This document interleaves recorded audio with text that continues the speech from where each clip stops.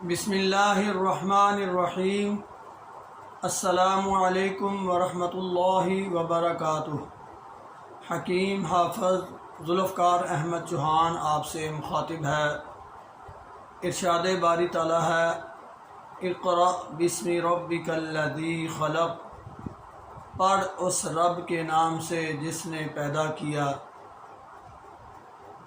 آج ہم جس موضوع پر بات کرنے والے ہیں وہ ایک ایسی چیز ہے کہ ہم سفر کے دوران خاص طور پر اس کا ہمیں سامنا ہوتا ہے کہ اچانک ہماری آنکھوں میں کوئی مچھر کا دانہ یا کوئی کیڑا پتنگا یا کوئی ویسے ہی تنکا آنکھ میں چلا جاتا ہے اور انتہائی تکلیف محسوس ہوتی ہے، اور کوئی پاس بھی بعض اوقات نہیں ہوتا کہ جس کو کہا جائے کہ یہ نکال دے۔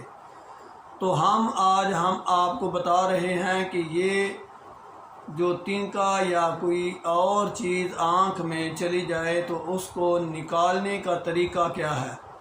بالکل آسان سی بات ہے اور بہت زیادہ آزمودہ چیز ہے۔ جب ایسا معاملہ ہو جائے کہ آپ کی آنکھ میں کوئی چیز ٹپک جائے، چاہے وہ تنکا ہو یا کوئی مچھر کا دانہ ہو یا کوئی اور چیز، تو آپ تھوڑا سا آنکھ کو ملیں اور اس کے بعد 3 دفعہ زور سے زمین پر تھوک دیں۔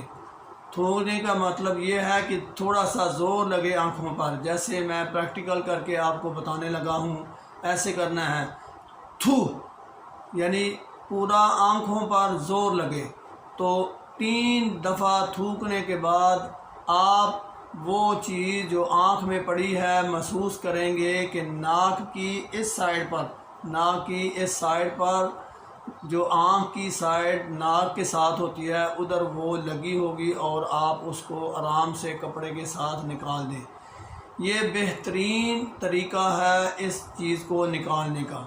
اور اگر پہلی دفعہ یہ کامیابی نہ ہو تو آپ اس معاملے کو دہرا سکتے ہیں، یعنی دوبارہ آپ آنکھ کو ملیں اور پھر یہی 3 دفعہ زمین پر تھوکیں، تو انشاءاللہ میرے اللہ کے فضل سے جو بھی چیز آنکھ میں پڑی ہوگی وہ فوراً نکل جائے گی اور آپ کو مسئلہ نہیں ہوگا۔